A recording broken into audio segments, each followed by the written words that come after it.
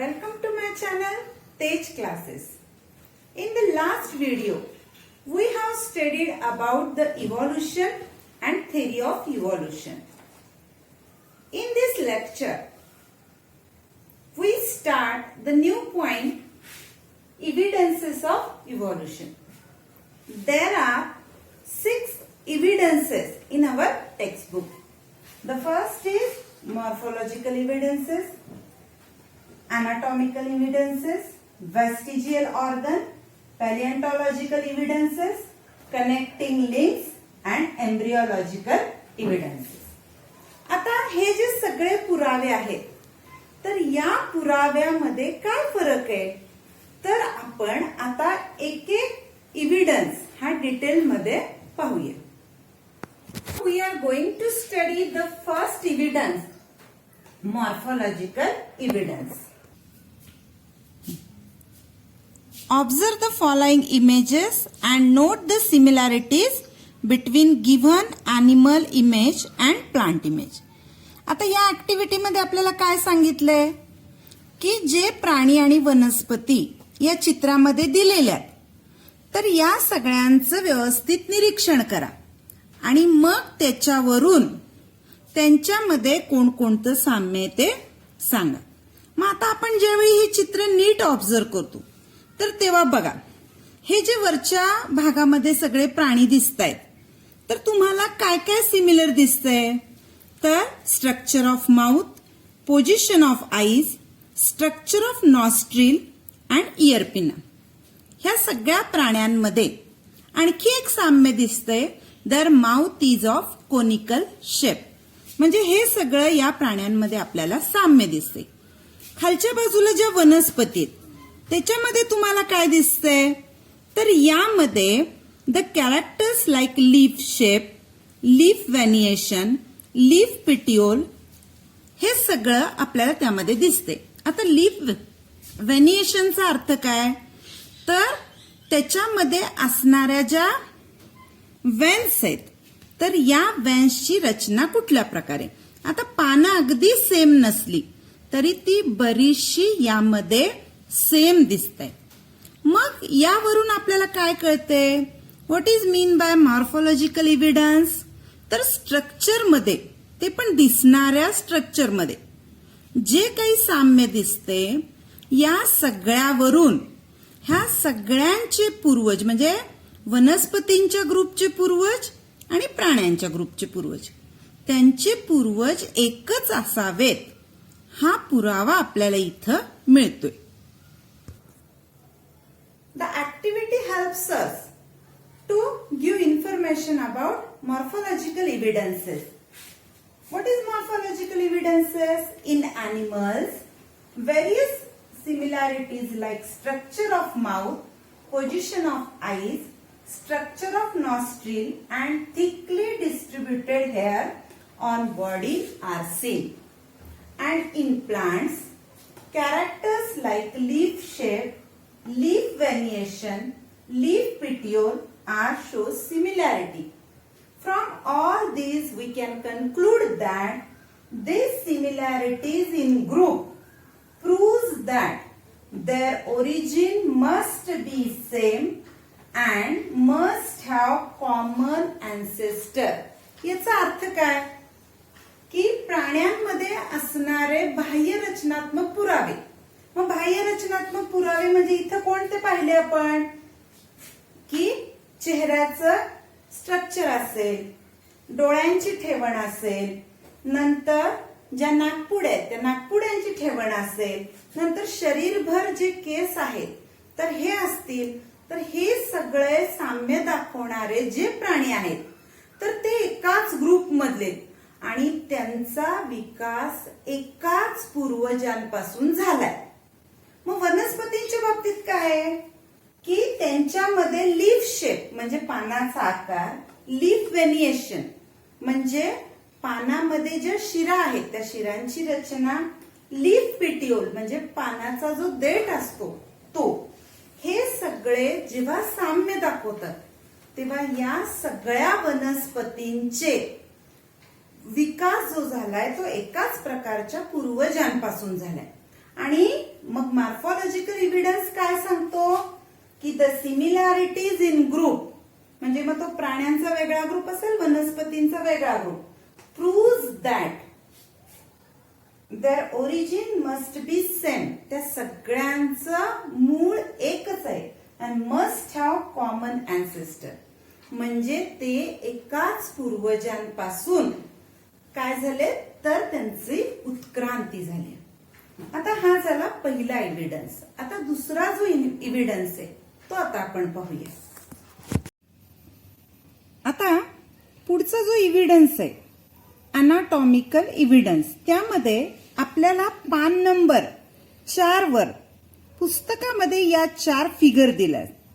कोणत्या फिगर आहेत बघा. First the human hand, then cats 4 leg, patagium of bat and flipper of whale. आणि याविषयी विचारले काय, if you carefully observe the picture there does not seen any specific superficial similarity between human hand, cat's 4 leg, flipper of well and patagium of bat. आता बघा हे जे 4 अवयव दिले, आता वरवर पाहता, सुपरफिशियली म्हणजे वरवर पाहता, या 4ही वेगवेगळ्या प्राण्यांच्या अवयवामध्ये तुम्हाला कोणतं साम्य दिसत नाही.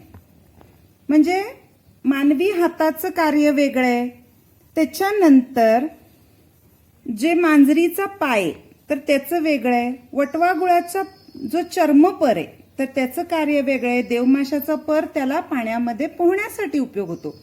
त्यामुळं वर पाहता शरीर रचनेमध्ये यांच्यात कुठलंच साम्य नाही. पण आपण जर काळजीपूर्वक हा भाग नीट पाहिला तर त्याच्यामध्ये जे हाडाचे जॉईंट्स आहेत 2 ठिकाणी, तर ते सगळे सारखे दिसतात. मग याच्यावरून काय सांगता येतंय की हे जे सगळे 4ही प्राणी आहेत, this similarity indicates that those animals may have common ancestor.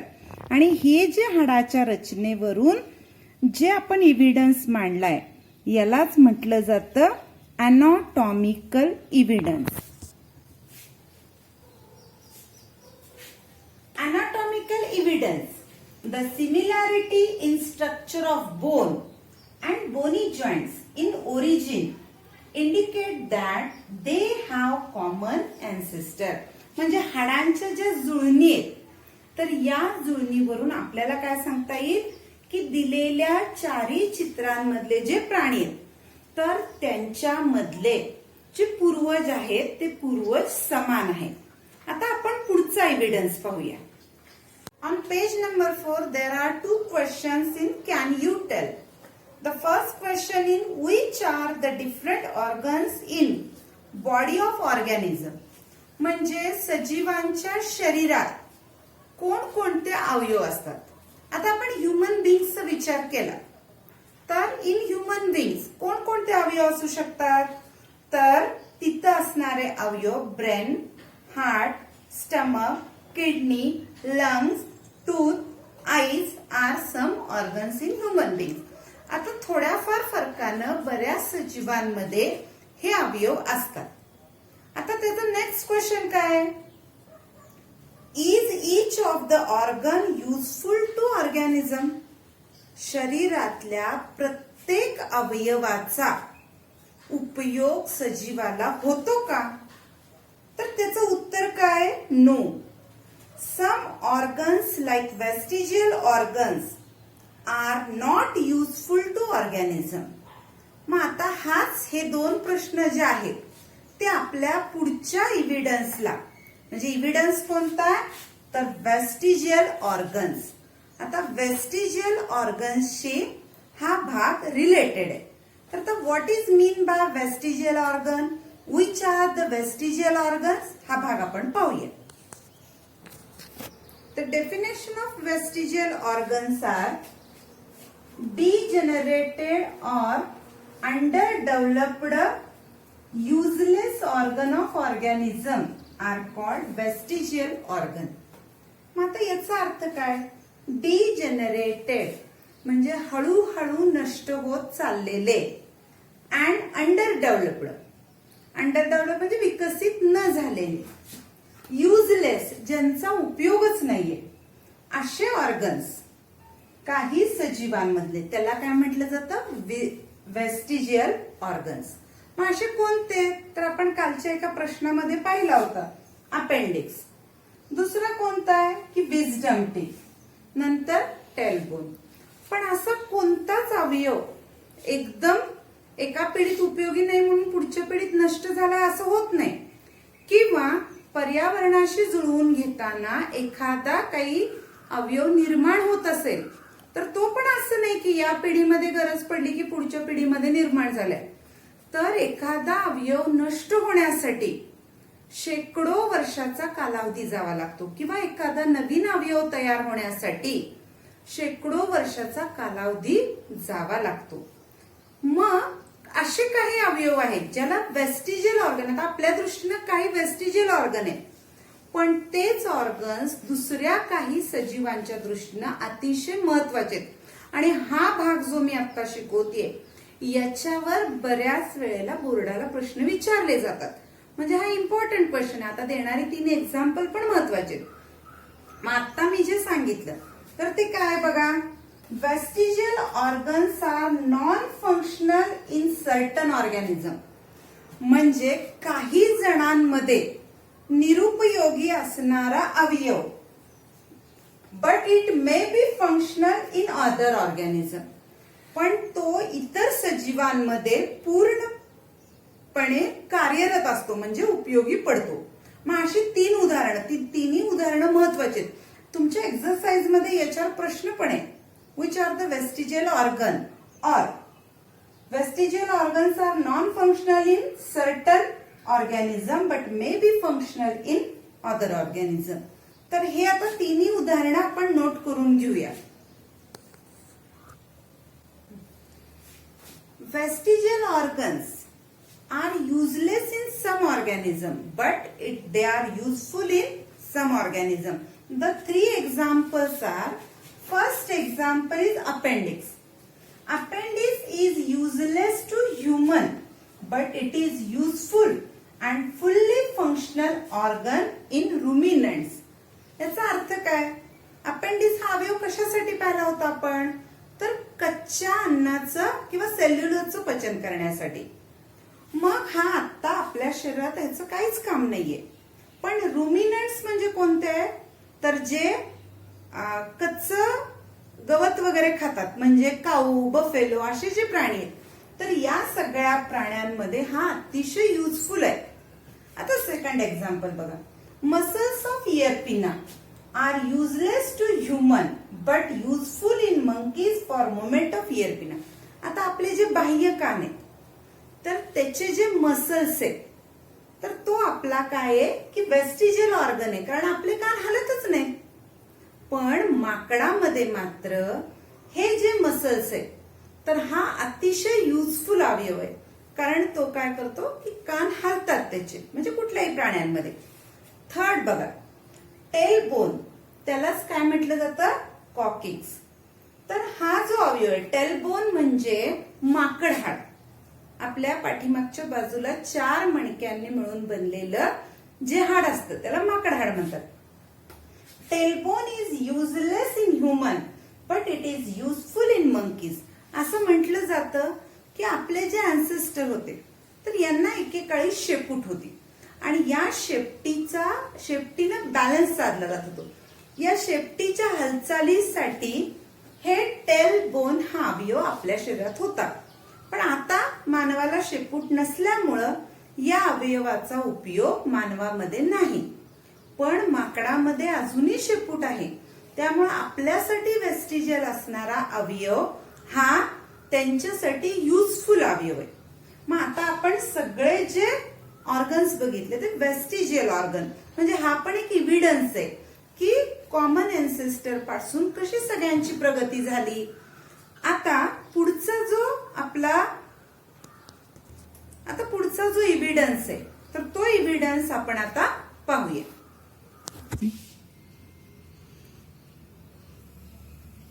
Observe the following picture and discuss. आता अशा प्रकारचे पिक्चर्स तुम्ही याच्या आधी पण बघितले. आता हे तुम्हाला या पिक्चर मध्ये काय दिसतंय, तर काही ठसे दिसत आहेत दगडावरचे. आता याच गोष्टीला जीवाश्म म्हटलं जातं, फॉसिल्स. खूप मोठे डायनासोर प्राणी अस्तित्वात होते. हे आपल्याला कसं कळलं, तर त्यांचे काही अवशेष या पद्धतीनं खडकांवर मातीमध्ये राहिले होते आणि ते ज्यावेळी खणून काम केलं गेलं त्यावेळी आपल्याला हे पुरावे मिळाले. यालाच म्हटलं जातं पॅलिओन्टॉलॉजिकल evidences. In paleontological evidence means evidence of fossils. So what is mean by fossil? The definition of fossil is large number of organisms get buried due to disaster like flood, earthquake, volcano, etc. म्हणजे काय की खूप वर्षापूर्वी असे अगदी जास्त सजीव काही जी संकट आली होती. मग संकट कोणती, मग यामध्ये पूर असेल किंवा मग भूकंप असेल किंवा ज्वालामुखीचा उद्रेक असेल, अशा काही संकटामुळं काय झाली होती, तर असे सगळे सजीव जमिनीखाली गाडले गेले. Remnants and impressions of such organism remain preserve underground. These are called as fossils. मग आता आपण जसा फोटोग्राफ बघितला तर त्याचे इम्प्रेशन्स म्हणजे त्याचे निशाण खडकावर, दगडावर, मातीमध्ये राहिले आणि त्यालाच काय म्हटलं जातं, फॉसिल्स. आता हे जे फॉसिल्स आहेत तर हे किती वर्षापूर्वीचे आहेत, तर हे शोधण्याची जी मेथड आहे तर त्या मेथडला म्हटलं जातं कार्बन डेटिंग मेथड. आता काय आहे कार्बन डेटिंग मेथड, तर बघा carbon dating. What is mean by carbon dating. आता तुम्ही ऐकलं असेल बऱ्याच वेळा की बॉडी इतक्या वर्षापूर्वीची होती किंवा जे जीवाश्म आहे इतक्या पूर्वीच्या शतकात सापडलं. मग हे कसं काय ह्याचं वय कॅल्क्युलेट केलं जाईल, तर त्याच्यासाठी जी मेथड आहे तर ती आहे कार्बन डेटिंग मेथड. मग आता ती कुठं वापरतात, त्याचा अर्थ काय, तर तो आधी लक्षात घ्या. Carbon dating method is use in palaeontology. Palaeontology म्हणजे काय की जीवाश्मशास्त्र जे आहे ते. And anthropology. अँथ्रोपॉलॉजी म्हणजे मानव वंशशास्त्र, की ह्या त्याच वंशाचा आहे का, तर त्याच्यासाठी जे बघितलं जातं ते अँथ्रोपॉलॉजी. आता what is mean by carbon dating. In this method the ratio of C14 to C12 can be calculated. आता C14 आणि C12 काय हे आधी लक्षात घ्या. तर आपण ज्यावेळी जिवंत असतो त्यावेळी वनस्पतीपासून मिळालेलं अन्न कंझ्युम करत असतो. आता वनस्पतीमध्ये सूर्यप्रकाश साठवलेला असतो, म्हणजे थोडक्यात कार्बनी पदार्थ आपण ग्रहण करतो. मग कार्बनची वैशिष्ट्यच आहेत, कार्बनची खूप रूप आहेत. मग त्यामध्ये C12, C14 हे दोन्ही अन्न घटकाच्या रूपातून आपल्या शरीरात जात असतात. आता त्यापैकी जे C14 आहे तर हे C14 असतं रेडिओ ऍक्टिव्ह. आता त्याचा आपल्या शरीराला काही हार्म होत नसतो, पण हे रेडिओ ऍक्टिव्ह आपल्या शरीरामध्ये हे इलेमेंट जातं. आणि C12 जे आहे ते पण एक कार्बन घटक आपल्या शरीरामध्ये जातो. मग जोपर्यंत आपण जिवंत असतो तोपर्यंत आपण अन्न खात असतो आणि त्यामुळं हा जो रेशो आहे C14 to C12 हा नेहमी कॉन्स्टंट राहत असतो. पण ज्यावेळी एखाद्या सजीवाचा मृत्यू होतो, मग आता काय झालं, अन्न ग्रहण करणं ही प्रोसेस थांबली, म्हणजे C12 ची मात्रा येणं थांबलं. मग आता काय होतं की शरीरातले जे रेडिओ ऍक्टिव्ह एलिमेंट आहेत ते मात्र कार्यरत राहतात.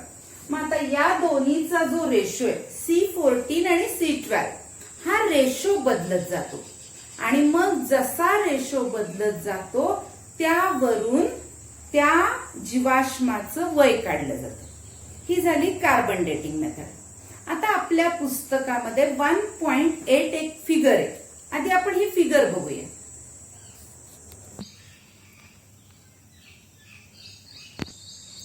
Now observe the figure number 1.8 structure of ground level and fossils. आता यामध्ये टप्प्याटप्प्याने कसा सजीवांचा विकास झालाय हे दिले बघा डिस्क्रिप्शन. सगळ्यात खालच्या थरात आहेत ते इनव्हर्टिब्रेट्स, त्याच्यानंतरचा जो थर आहे तो पायसेस, नंतर ॲम्फिबिया, रेप्टाईल आणि वर मॅमल्स, ॲव्स असे गट दिलेत बघा. तर या फिगरवरून म्हणजे जे फॉसिल्स आहेत तर याच्यावरून आपल्याला काय कन्क्लुजन सांगता येईल? कन्क्लुजन काय? तर vertebrates have been slowly originated from invertebrate, म्हणजे अपृष्ठवंशीय प्राणी की ज्यांना पाठीचा कणा नसतो अशांपासून हळूहळू पृष्ठवंशीय प्राणी म्हणजे वर्टिब्रेट्स तर यांचा विकास झालाय.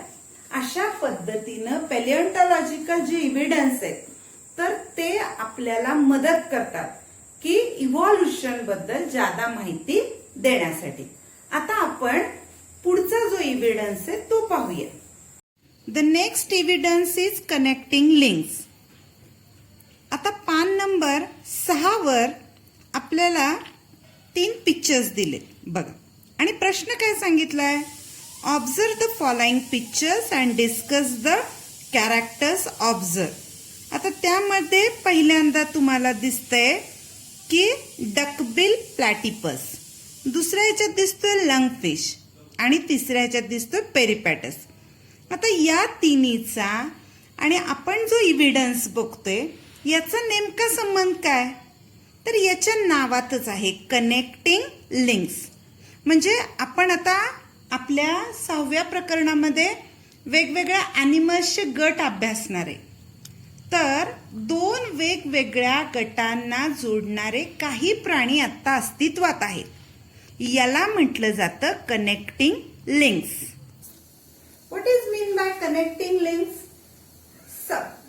Some plants and animals show some morphological characters by which they can be related to 2 different groups. They are called as connecting link. याचा अर्थ काय बघा की काही वनस्पती किंवा प्राणी त्यांच्यामध्ये असे काही शरीर रचनात्मक पुरावे दाखवतात की ते 2 वेगवेगळ्या ग्रुपला कनेक्ट असतात आणि त्यामुळे त्यांना काय म्हटलं जातं? Connecting links. याच्यावर हमखास एक तरी प्रश्न विचारला जातो. आता कनेक्टिंग लिंक म्हणून जी 3 एक्झाम्पल्स आहेत तर ती एक्झाम्पल्स आपण आता जी फोटोग्राफ बघितले तर ते एक्झाम्पल्स आणि त्याचं पूर्ण डिटेल आपण डिस्क्रिप्शन आता बघूया, म्हणजे तुम्हाला जास्त क्लिअर होईल की कनेक्टिंग लिंक्स म्हणजे काय. The 3 main examples of connecting link. The first example is peripatus.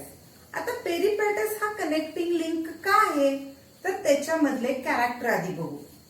It have characters like segmented body, thin cuticle and parapodia like organ like annelida.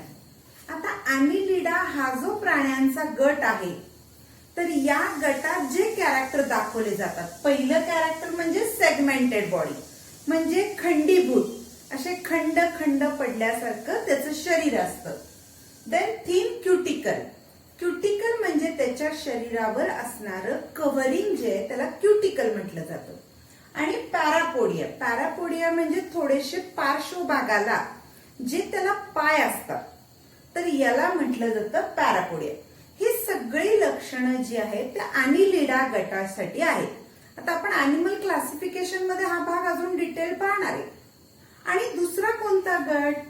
Similarly they show tracheal respiration and open circulatory system similar to arthropoda. Arthropoda हा जो गट आहे तर त्याच्यासारखं यामध्ये जी श्वसन संस्था आहे ती श्वसन संस्था आणि रक्ताभिसरण संस्था हे दोन्ही दाखवतात. म्हणून peripatus is a connecting link between the 2 groups Annelida and Arthropoda. हे अतिशय महत्वाचे एक्झाम्पल्स आहेत कारण याच्यावर प्रश्न कशा स्वरूपाचा असू शकतो की पिक्चर येऊ शकतो. तुम्हाला हा कनेक्टिंग लिंक कशामधला आहे, काय याचे महत्व आहे, तर हे विचारलं जाऊ शकतं. Then second is duckbill platypus. आता हा जो प्राणी आहे तर हा कशामधला कनेक्टिंग लिंक आहे. It is a connecting link between reptile and mammals. Reptile म्हणजे सरपटणारे आणि मॅमल्स म्हणजे सस्तनी प्राणी. मग कोणते यामध्ये कॅरेक्टर्स आहेत बघा. It lay eggs like reptile. म्हणजे जसा सरपटणारा प्राणी साप वगैरे असेल तर तो अंडी घालतो, तर त्याप्रमाणे हा डकबिल प्लॅटिपस जो आहे तर तो अंडी घालतो. But have memory glands and hair like mammals. पण जसं मॅमल्स कडे आपल्या पिलांना दूध पाजण्यासाठी जसे दूध ग्रंथी असतात आणि शरीरावर केस असतात, तर ते कॅरेक्टर सुद्धा या डकबिल प्लॅटिपस कडे दाखवलं जातं. म्हणून it is a connecting link between reptile and mammals. आणि तिसरं जे एक्झाम्पल आहे ते म्हणजे लंगफिश. आता लंगफिश कशा कशातली कनेक्टिंग लिंक आहे. It is a connecting link between two groups, amphibian and fishes. Amphibia म्हणजे कसला ग्रुप की जो पाण्यामध्ये जमिनीवर दोन्हीकडे राहू शकतो, आणि फिश म्हणजे पूर्णपणे पाण्यामध्ये राहणारा गट.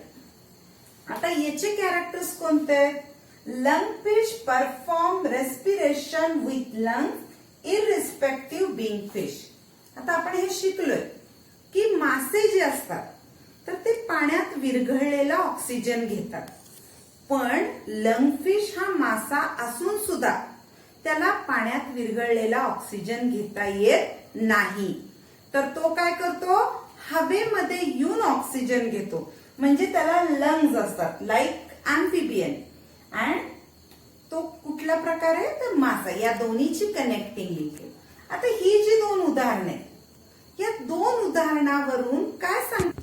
From these two examples we conclude that the reptiles म्हणजे रेप्टाईलचे इव्हॉल्युशन होऊन कोण तयार झाले, मॅमल्स.